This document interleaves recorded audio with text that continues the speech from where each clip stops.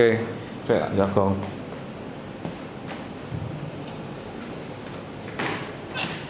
Assalamualaikum warahmatullahi wabarakatuh. Yang terhormat Bapak Kepala SMA Negeri 1 Salaman, yang kami hormati Bapak Ibu Guru, perwakilan tim dari kesiswaan dari tim LSA maupun dari tim kurikulum yang kami hormati. Nah, di sini saya Bapak Urwianto melanjutkan apa yang disampaikan atau kita kerjasama kaitannya dengan pembahasan disiplin positif.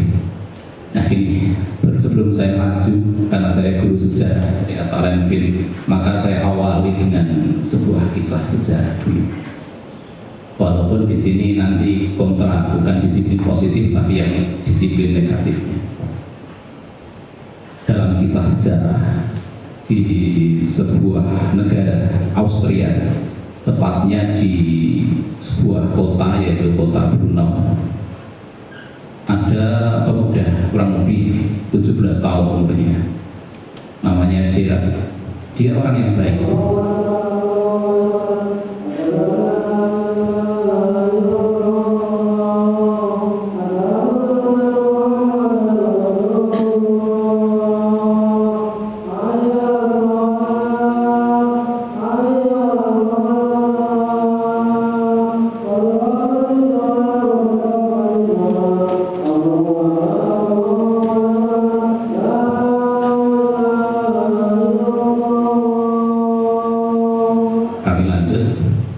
Suatu malam dia bermimpi. Dalam mimpinya itu seperti dihantui hal-hal yang mengerikan, seperti pembantaian, bom, mutilasi. Itu yang hal-hal yang mengerikan. Malam berikutnya ternyata dia mimpi hal yang sama, mimpi buruk yang benar-benar dia membuat ketakutan. Sampai berhari-hari, berminggu-minggu, berbulan-bulan.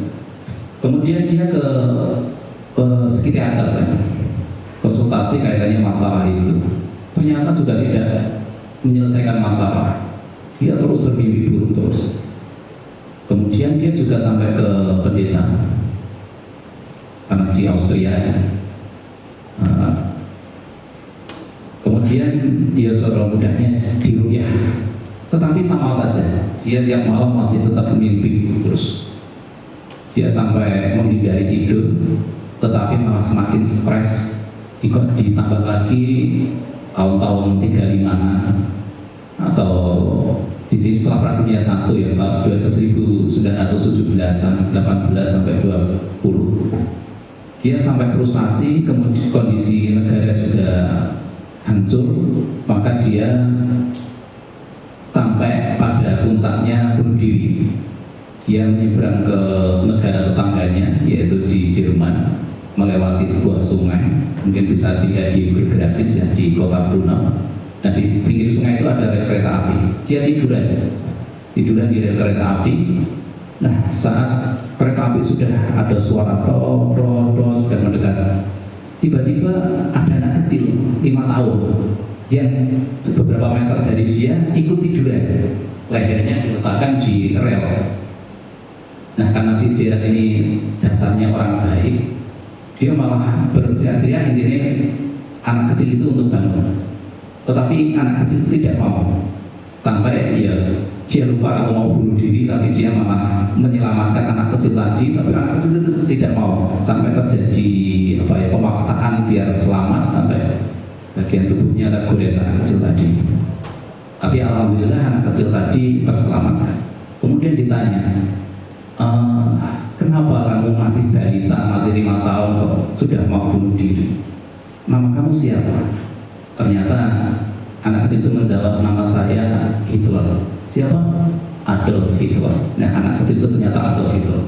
Nah, kenapa 5 tahun dia sudah punya pemikiran untuk bunuh diri? Ternyata dia setiap hari diperlakukan kasar atau sering dihukum oleh bapaknya. Hampir tiap hari setelah dibuka bajunya ternyata penuh dengan luka, karena tiap hari disiksa. Itu kenapa bapaknya kok bisa melakukan seperti itu? Mungkin suatu saat kita diskusi bersama, karena ceritanya panjang. Intinya di sini, kemudian masih lanjut dulu ceritanya ya, kita singkat saja. Tahun 38, beberapa puluh tahun yang kemudian, si Jera tadi sudah berkeluarga, dia menjadi seorang wartawan. Tiba-tiba negaranya tahun 1938 diinvasi oleh Jerman. Awalnya menginvasi Polandia dulu ya, kemudian ke Austria. Kemudian dia mendapat kabar bahwa yang memimpin Jerman dia adalah namanya Adolf Hitler. Dia kemudian teringat waktu beberapa puluh tahun lalu yang menyelamatkan anak kecil dengan nama yang sama. Setelah diteliti, ternyata pemimpin Jerman yang menginvasi negaranya adalah Adolf Hitler kecil yang dulu dia selamatkan. Nah, dari Perang Dunia II, hampir sepertiga penduduk dunia meninggal, puluhan juta orang meninggal, ratusan ribu, lebih dari 200.000 perempuan diperkosa, anak jutaan yang menjadi yatim maupun piatu, perempuan banyak yang jadi janda dan sebagainya, pembantaian yang sangat mengerikan. Nah, siapa? Salah satu dalam utamanya adalah Adolf Hitler.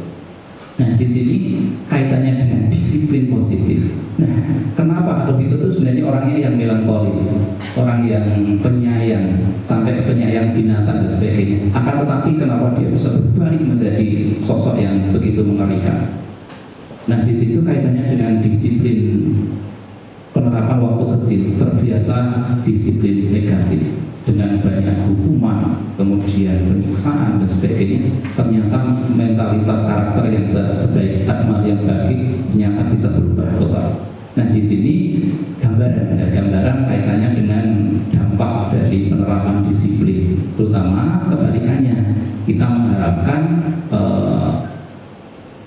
murid-murid kita suatu saat menjadi orang yang benar-benar bahagia, benar-benar punya manfaat, kesuksesan, baik untuk lingkungan, untuk keluarga, maupun untuk bangsa dan negara. Maka pembahasannya kita akan membahas kaitannya dengan makna mengenai disiplin positif. Mungkin lanjut kita. Di sini mengapa kita melakukan segala sesuatu? Lanjut dulu, Bu.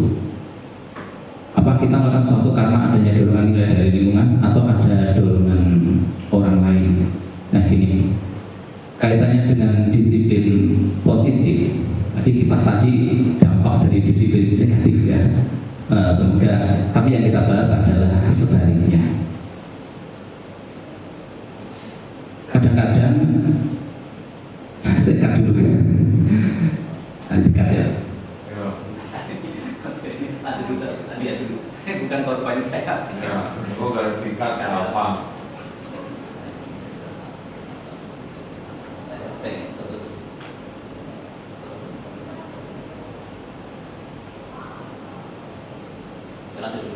Umat muni umat apa? Ya, saya umat. Karena ini PowerPoint saya belum baca. Terekam apa-apa kayak aku oke.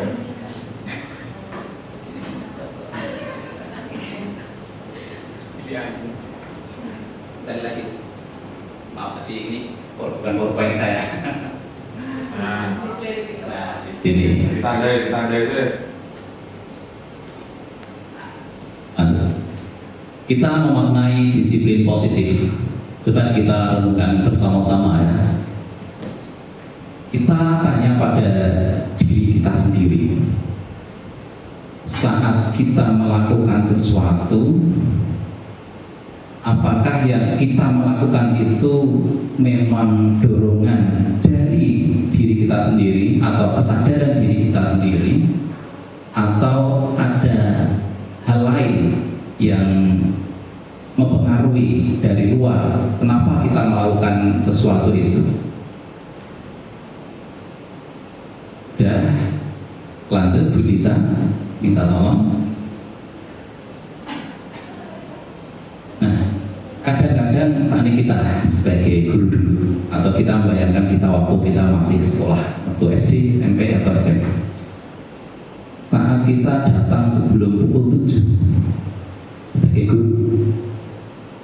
Nah, kira-kira kita datang 10 menit sebelum pukul 7 itu, apakah kesadaran yang kita bangun itu kesadaran seperti apa? Mungkin pendapatnya siapa ya? Yang sedang mic itu Reni. Coba, kalau ibu semisal kaitannya dengan kehadirannya ibu, pendapatnya bagaimana? Kenapa kok datang sebelum pukul 7? Atau mungkin bisa kita waktu SMA. Ya. Menurut saya, kenapa kita harus datang sebelum pukul 7 ketika masih SMA? Mungkin kalau saya masih dorongannya ada pengaruh dari yang lain juga nih. Artinya kalau nanti saya misalkan masuknya jam 7 lebih, saya merasa takut. Khususnya saya sebagai siswa sendiri ya. Nanti misalkan ada hukuman atau apa, nah itu mungkin yang menjadikan pengaruh dari luar seperti itu. Terima kasih kenangannya waktu SMA dan baru ke SMA. Jadi lebih fokus ke karena hukuman ya. Takut kalau dari pukul 7 itu pernah pengalaman dulu waktu SMP pernah. Oh, SMP juga, SMA juga ya. Jadi masih dorongan dari luar kebanyakan ya. Nah, lanjut Bu Dita. Terima kasih ya Bu Reni. Nah, tadi Bu Reni belum mengungkapkan ya, kira-kira kita melakukan disiplin atau mungkin tadi contohnya berangkat sebelum pukul 7 itu selain hukuman atau kita mengharapkan sesuatu, bisa di sini sebuah pujian atau mungkin nanti kaitannya dengan nilai rapor yang